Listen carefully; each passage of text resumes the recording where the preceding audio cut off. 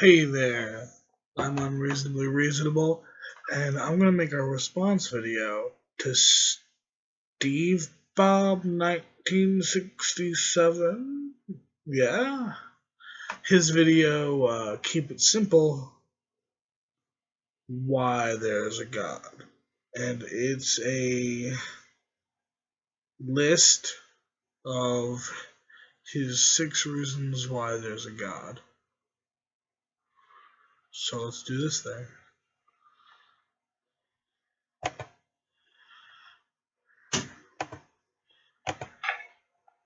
Alright, this is my third attempt to make this video.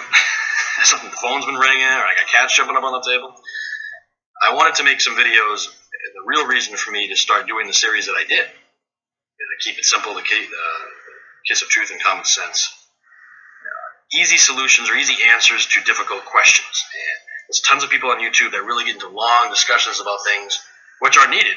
So you don't need me doing it again. And I can't talk now. Sorry. Maybe it's not meant for me to do this video. Okay, so the title for this video, proof there's a God. It's a little deceptive. You can't prove God, and Well, it's good to know that you know that you can't prove God. That's something that a lot of people won't admit, and I'm impressed that you have admitted that. I've seen some videos that say they try to prove God. So this is not going to do that, but hopefully what it'll do is it'll give you my 6 easy points to maybe answer the question for somebody. So these are my 6 quick statements that, to me, prove there's a God. And again, it doesn't follow the scientific method to prove God, but scientists don't even follow the scientific method to prove there isn't a God. Scientists don't try to prove there's no God. That's not the point of science. You don't need to use the scientific method to prove there's no God, because it's a philosophical debate. So you need to use philosophy and thought. I think it's just a question that's going to go on for a long time. And another thing, using scripture to prove the Bible, you can't do it. I mean, to prove God, you can't do it. You can't use the Bible to prove something that's in the Bible. So I'm not going to refer to scripture at all.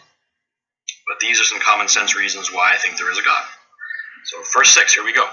Nothing happens by accident. Too many coincidences. That's a big reason right there. Who said that?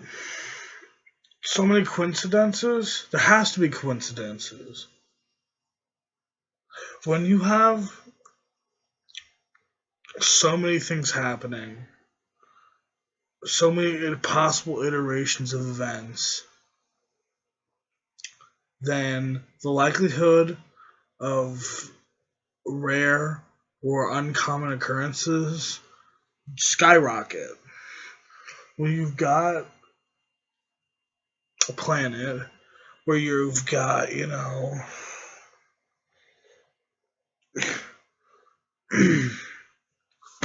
8 billion people running about doing their thing,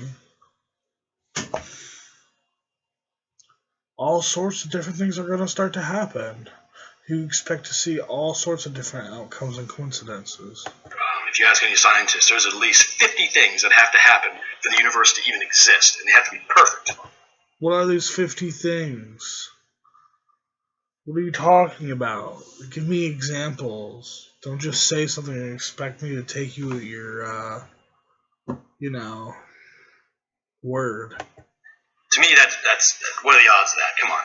And then for all the galaxies and the planets and the stars and life to evolve on Earth, to have water, to have animals evolve a certain way, to have human beings, all that stuff, and to go a certain way in the development of man and everything. Well, it didn't have to go that way. That's just how it happened to go. It just everything. The only thing a scientist is ever going to tell you is that we're just lucky or it's a coincidence, and that's not the scientific method. So I'm sorry.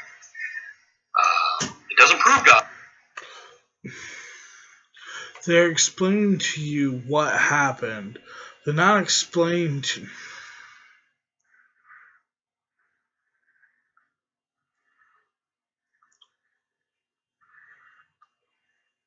It could have went down differently, but it didn't. They're explaining the processes in which how it went down. We have the outcome. We can see the outcome. We have to understand how the outcome got here. But it gives you a reason that there's something there. Number 2, you can never go back to the beginning. This is actually my favorite reason. We all know what the beginning of something is. And you work yourself back far enough, I'm using the video here, back far enough, you can never get back to the beginning of time. The only thing that scientists have tried to get back to is what they call the Big Bang, or what right before the Big Bang, a mass of matter. The problem is, where did that matter come from? It was eternal. And every scientist I've ever asked, or people who think they're scientists, is that matter always existed. So, matter is God? That would be depressing. No, matter just have always been there. Can't be destroyed or created, remember?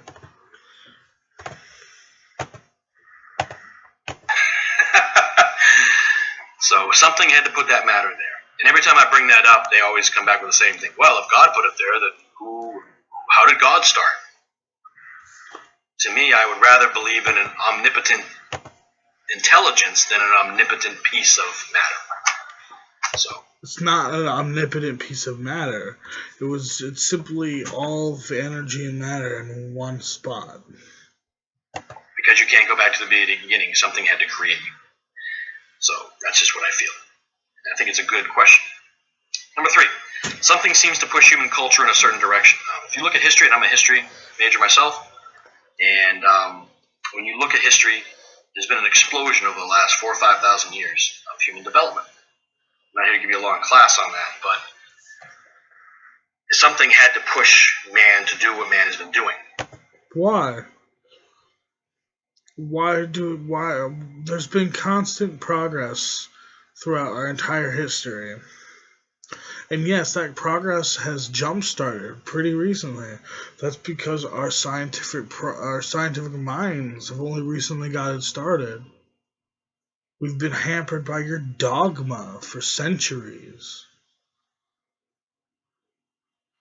I mean, what do you expect when the top minds of their day are killed or blackmailed? That's going to happen. Who knows what the world would be like without religion? Could be a better place, could be a worse place.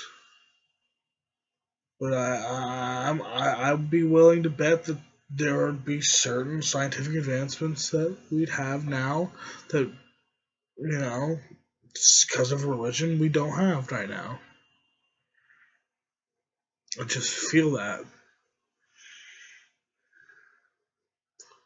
And it doesn't just happen all of a sudden. There's no reason to explain how all of a sudden things started happening so quickly. And there's been a couple of scientists have said things about geometric knowledge, geometric multiplication of knowledge, whatever they call that. Sure, but it doesn't really explain it. So the fact that humans go a certain direction, to me, means that there's some guiding force. What direction are we going? It doesn't seem particularly pointed. Right now, we just seem to be at odds with each other. Number 4, something created life. Again, that more goes back to, I kind of talked about that number 2, but something had to start things. Something. Yes. No, nothing created life. Life was a natural process that arose due to self-organizing molecules. Made things exist. And you can't just get that by accident. You'll never convince me that. It's not even an argument. You'd have to actually. It's not an accident. Just like snowflakes don't form accidentally, and crystals don't form accidentally. They have structures which are created by their very nature. I not want to believe in God to say that argument. So to me, that kind of makes it biased. So, which goes into number 5. Human beings are such a different life form. We are not chimpanzees or apes. I know people try to say we're linked to them, but when you look at a human being, where our brains are put together, apes are similar, sure. But you know what? All life on Earth has to be similar.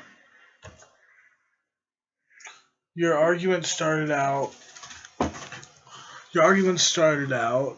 Sure, apes are similar, but we're different. But we're not similar. But we have to be similar. What? In order to live in this environment, in this bio, whatever they call it, environment. In order to live on planet Earth, you can't be a silicon life form. Maybe you could, but it wouldn't work very well. Why couldn't you? We don't know. You have to follow certain rules to exist in this environment. So of course we're going to be closely related to certain things. It's just. But why do we have to be related to them? If God created all of us separately, there doesn't have to be a mechanism for relation. We could have used completely different genes as long as the nutrients were still the same. That's the way things go. Real quickly, DNA. How human beings are made. Everything has to be related to other life forms in order to exist in the same environment. I mean, in order to exist with a dog has to be at least genetically close to me to be able to breathe the air, to drink the water, to eat the food. Has to be. It is not an argument for being against God. You can't use that. And also, I won't spend, I'm already at 5.5 minutes. Look, DNA is specific code. It can be arranged thousands upon thousands upon thousands of different ways. And I'm a technology computer guy. I'm telling you right now, code has to be organized. You're right. It does have to be organized. But it does not have to be organized by an intelligence. It can be organized by natural processes, non-random natural processes, such as natural selection, genetic drift, and mate selection, non-random mate selection. It cannot just come up by accident. I'm not going to elaborate. I'm going to make another video on that later, but code has to be specific. They say you could put an infinite number of monkeys in the planet with an infinite number of typewriters and come up with Hamlet. You can't do. Yes, you can. Here's a simple fact of the simple fact of the matter. If there is an infinite amount of these monkeys banging on these typewriters, then every possible combination of letters to have ever existed will be pumped out. They will pump out Shakespeare, they will pump out J.K. Rowling, they will pump out the manuscript for the 9th Star Wars movie. Because every single possible combination of letters will be created. That's why it's in an infinite amount of monkeys.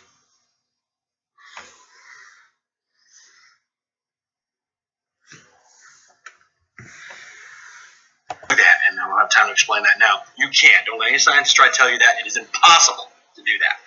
Impossible. So DNA code has to be specific. Somebody had to invent that. An omnipotent being. Okay, sorry. A little emotional on that one. My last reason, no other contact with any of the life forms in the universe. It's not really an argument to say there isn't any. I mean, if all of a sudden life popped up on Mars, it doesn't disprove God. It doesn't even disprove the Bible, in my opinion. It's just another place where there's life. And I know there's been bacteria found and so forth in other planets. No, there hasn't. We have yet to find life anywhere else. Planets, and Mars specifically. But to say that we can't find another Earth right now is still an argument for God, or at least the... Okay, so if we found another Earth and it was not an argument against God, the fact that there isn't one is not an argument for God. Sorry. Can't have it both ways. Also, even if we were the only planet with life on it, that wouldn't have anything to do with God. Religions on the planet right now who say that life started here on Earth, you have to at least give them that argument until you find life somewhere else. But even if you find life somewhere else, it doesn't disprove God. But I put that reason in there so that just to kind of hit home that we are very unique, and I think we're unique for a reason. I guess I know logically, or what's the word I'm looking for, that the odds of having another Earth in the universe is very good, even though it might only be a few thousand of them. But I know there's odds for it, and you have to look at all the stars and think there might be one. And I actually think there is, but it doesn't disprove God to me. So I'm at 7 minutes plus a few extra seconds. I'm going to end the video right now. Hopefully this was informative for some of you, and hopefully, and again, it is very simple. I didn't get too elaborate, and that's my meaning. You can go to other videos for that. But just being a regular human being walking around, these are my 6 reasons why I know in my heart, my mind, I know there is a God. I might end my life, and I might be surprised what God is when I pass on, but it doesn't change that I know there's going to be a God there when I move on, and hopefully it's the one. Hopefully it's the one I worship and follow. I'm sure it is, but there's always a chance to be wrong. So, but I know there's a God, and hopefully this video helped you a little bit. Thank you. All right. You seem like a smart enough guy. You really do. You seem like in every other aspect of your life, you probably have everything together. This religion thing is holding you back. You are better than this.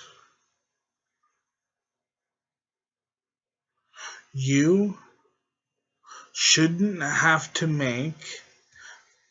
you shouldn't have to live in a world of logical dissonance. You seem to be rather intelligent. You understand that the Bible can't be used to verify the claims of the Bible. You understand a lot of these things.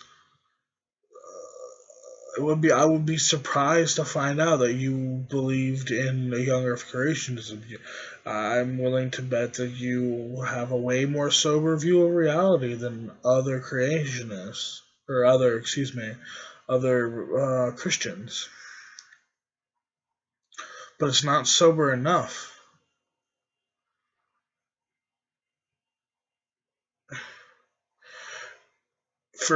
You're making arguments that can be made for like any other. I mean, if your argument could be made for another religion, then is it really a good argument for you? If you could just slap, Islam on your argument and it still holds water, then why make the argument?